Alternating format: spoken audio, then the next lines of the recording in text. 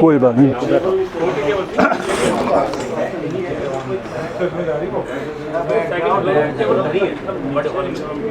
थोड़ा पीछे से ले लो, पीछे। एक इधर आरटीओ बैठ जाएंगे, ऐसा कर लेंगे। हाँ, अलग अलग बना लो, आरटीओ का अलग बना लो, उसके अलग बना लो। हाँ, एसटीओ का अलग बना लो। नहीं है? हाँ, कहाँ गए? नहीं, बुला लो, ऊपर से बुला लो, उनको आ जाएंगे। जो कह रहे हैं गुप्ता जी बुला रहे हैं, कोई बात नहीं है।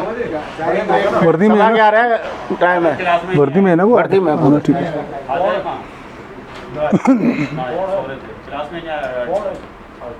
फायर सर्विस कब शुरू हुई है?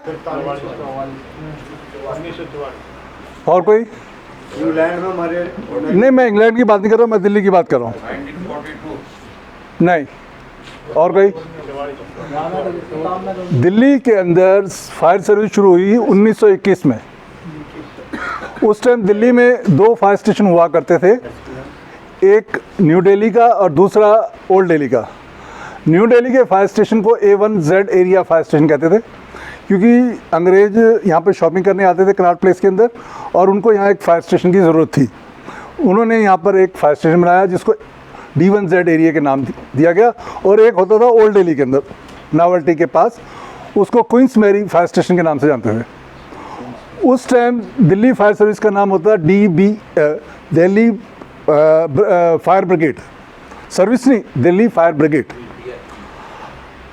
उसके बाद 2 फायर स्टेशन और बने, एक पूसा में, एक शाहदरा के अंदर।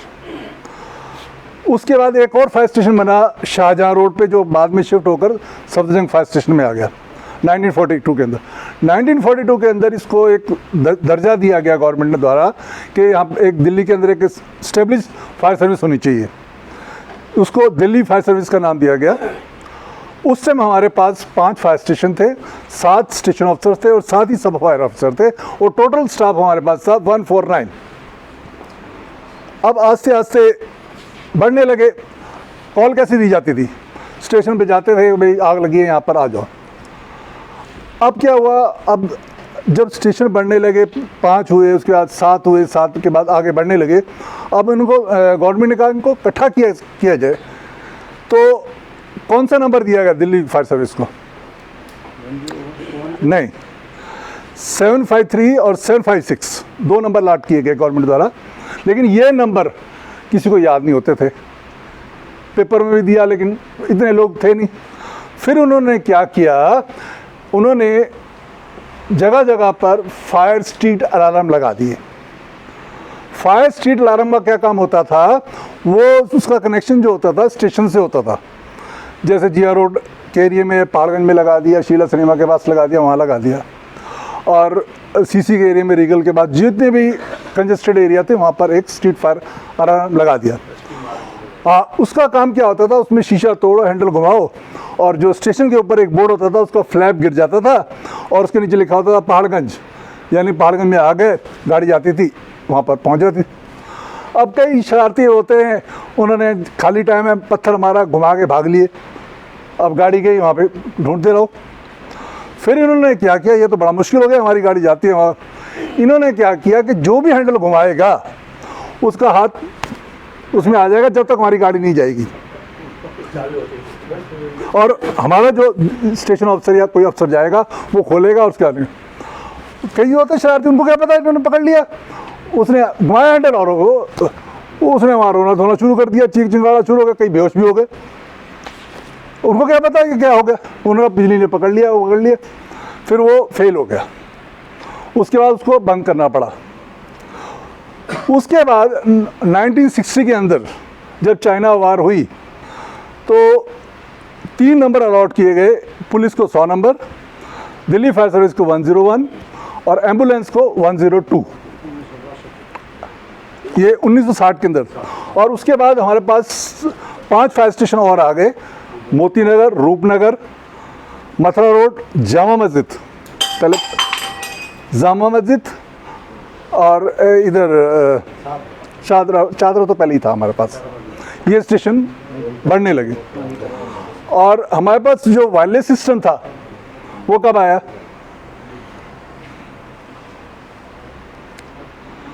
हाँ? नहीं 84 में हम तो पहले था, हमसे पहले जैसा बाढ़ आई बाकी तो उससे पहले भी भी पहले था। था।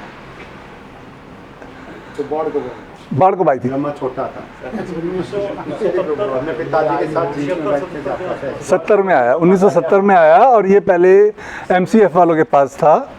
उसके हाँ, मोबाइल इमरजेंसी फोर्स के पास गया था, उनसे हमने दिल्ली फायर सर्विस उन्होंने लिया था। हमारे पास टावर था नहीं, आकाशदीप पे पहला MCF वालों ने आकाशदीप के ऊपर लगाया था एंटीना। उसके बाद सुंदरम साहब ने पहला जो एंटीना था हेडक्वार्टर में बनवाया था वायरलेस का। वो क्या होती थी, कहीं पे बारिशों के अंदर मोस्टली टेलीफोन ख़राब हो जाते थे, तो इनके पास एक छोटी सी मोबाइल वैन हुआ करती थी, वो स्टेशनों पे भेजा करते थे भाई, जहाँ पे टेलीफोन नहीं काम करते वहाँ पर। वो भी नाकामयाब हुआ वायरलेस टाइम। फिर आस्ते आस्ते बढ़ता गया, स्टेशनों पे वो आते गए, इस तरह कम्युनिकेशन स्टार्ट हुआ हमारा।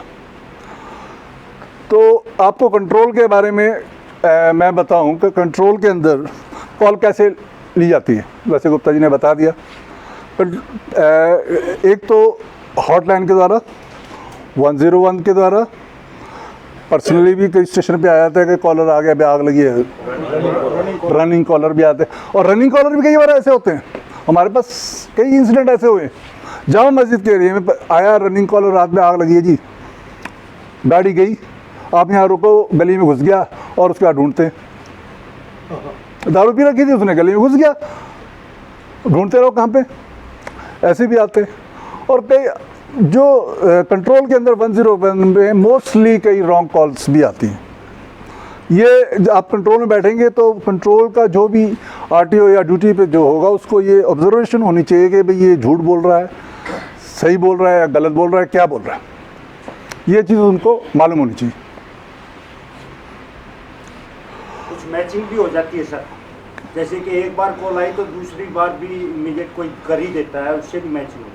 और उससे भी होता है आजकल तो खैर ये वो आ जाते हैं, मोबाइल नंबर आ जाता है, पहले नहीं आता था, पहले तो कॉल करके चले जाते थे, आजकल तो सब रिकॉर्ड हो जाता है, पुलिस कंट्रोल में भी आ जाता है, उसमें भी आता है। अब हमारे यहाँ पर जो कंट्रोल रूम के अंदर मॉनिटर लगे हुए हैं, उसमें आ जाता है, उसमें GPS लोकेशन आ जाती है कि भाई ये यहाँ से बोल रहा है।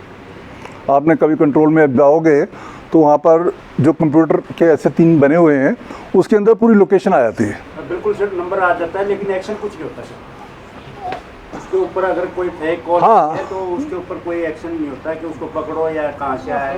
यूज भी बहुत करते हैं लोग, हाँ, मिस यूज़ करते हैं, पहले ज़्यादा कर, अब तो इतना नहीं है। अब ज़्यादा कर रहे हैं सर। ये हमारे पास पावर नहीं है, पुलिस के पास है, लिख के भेजो, और पावर नहीं है। हाँ, पावर नहीं है कई। सर अभी पीछे एक कॉल थी कि हमारे पवार साहब एसटीओ थे जो, हाँ कि राजधानी इंक्लेव में आग लगी है। हाँ, हम 2 गाड़ी लेके गए, साहब इंचार्ज थे, अच्छा, तो उनका DCP गुजर रहा था, शाम के 7:30-8 बजे की बात। जब वहाँ पहुँचे तो उनको पुलिस को दे दी उन्होंने कि जी हमारे यहाँ डकैती पड़ गई है। तो वहाँ पहुँचे तो ना तो आग थी, ना वहाँ पुलिस बदमाश डकैती थी। तो उन्होंने पूछा क्या बात है भाई, कि ये बच्चा नहीं सो रहा, ऐसे तंग कर रहा है हमें, ऐसा सो रहा है। हाँ, ऐसे करते कई क्या करते हैं, बच्चों को मोबाइल पकड़ा देते हैं। अब माँ काम करने लगी, अब बच्चे को खाली बिठाना है, उसको मोबाइल दे देते हैं, वो बच्चा यूँ करता रहता है, वो 101 मिल जाता है, ऐसे भी बात नहीं। ऐसे करते रहते हैं। फिर तब DCP साहब ने उनको अरेस्ट कराया, दोनों मियाँ बीवी को। हाँ, बोले इन्हें 6 घंटा हवालात में बंद किया जाए, आइंदा ये कॉल न करें। अरे फॉरेन फायर कॉल कौन सी होती है? जो भी दिल्ली से बाहर NCR में की जो भी कॉल होगी वो फॉरेन फायर कॉल होगी। NCR से जो भी कॉल आएगी वो फॉरेन फायर कॉल में काउंट होगी। सर फॉरेन फायर कॉल के बारे में मैं एक दो हाँ। बात खड़ा होकर बताना था। हाँ हाँ, सर इसमें ऑडिट हुआ था, उसमें 2 डाउट्स थे जी, बिल्कुल क्लियर। हाँ, उसमें तो ये था कि जैसे हमारी गाड़ी जाती है तो वो डिस्टेंस लेती है, तो उस डिस्टेंस में हमारा जो पंपिंग होता है वो उसमें भी MR चलती है, हाँ, तो वो डिस्टेंस किलोमीटर के आधार पर लिया जाता है। और दूसरा जो है आगे जो पंपिंग होती है वो भी MR चलती है, तो वो भी डिस्टेंस में कवर हो जाता है। उसमें हमने ये जो त्रुटि थी उसको क्लियर किया। अच्छा। और फिर उसके बाद पंपिंग का हमने टाइम वो जो MR है वो घटानी पड़ी, और घटा के फिर वो लेना पड़ेगा, ऑडिट के थ्रू था। अच्छा अच्छा, दूसरा ये हुआ कि जो हमारी गाड़ी जाती है इसमें हमारा जो एक्ट है उसमें 10% हर साल एक्सटेंड हो जाता है रेट, गाड़ी का, MR का, जो भी कुछ है। लेकिन इसमें हमारा जो AAAF है या फोम है या DCP है, पाउडर है, जो भी इस्तेमाल होता है, ये सेट है, तो उसमें क्या होता है सर, वो रेट हमारे मार्केट के अनुसार नहीं होता। मार्केट में रेट फ्लक्चुएशन होता है, और दूसरा इसमें जो हमारा 10% है वो बहुत आगे जा चुका है। तो इस पे भी ऑडिट पिछले साल बात हुई थी, तो इस पे कोई चर्चा हो नहीं पाई, लेकिन वो 10% पे एक्ट के अनुसार ही चल रहा है, तो वो अलग से रेट होना चाहिए। हाँ, ये डिपार्टमेंट है वो करेगा जैसे। दूसरा ये अभी जो हो रहा है, ये किसान आंदोलन है, टीकरी, इसमें टीकरी बहादुरगढ़ में जूते की दुकान में, उसमें फैक्ट्री में आग थी जी। 8 लोग मर गए थे उसमें। हाँ। और गाड़ी नहीं जा पाई थी, और उसमें जो है किसानों ने रास्ते रोक रखे थे, फिर उसके बाद टीकरी पे वो वापस आ गई थी। इस तरीके की कमियां कई आ जाती हैं, तो वो भी। Thanks sir. एक मेरा और गर्ग साहब ने एक बनाया हुआ है Delhi fire service friends club, वो आपको मैं उसका लिंक दे दूंगा, आप उसको भी ज्वाइन करिएगा। उसमें आपको दिल्ली फायर सर्विस के बारे में पूरी जानकारी मिल जाएगी कि दिल्ली फायर सर्विस में अब क्या हो रहा है, क्या नहीं हो रहा। उसका है Delhi fire service friends club, वो नोट कर लीजिए कागज़ पे, उसको आप ऐड होइए उसके अंदर। उसमें दिल्ली फायर सर्विस की बारे में जो भी नॉलेज है, क्या हो रहा है, NOC के बारे में क्या है, बिल्डिंग प्लानिंग क्या है, हाँ, और किसकी प्रमोशन हुई है, किसके बारे में है, वो सारी डिटेल्स उसके अंदर हम डाल देते हैं। मैं भी डाल रहा हूँ, गर्ग साहब भी डाल रहे हैं। ठीक है। हाँ, और एक है जी फ्रेंड्स क्लब, हाँ, Delhi fire service friends club, fan club, sorry fan club.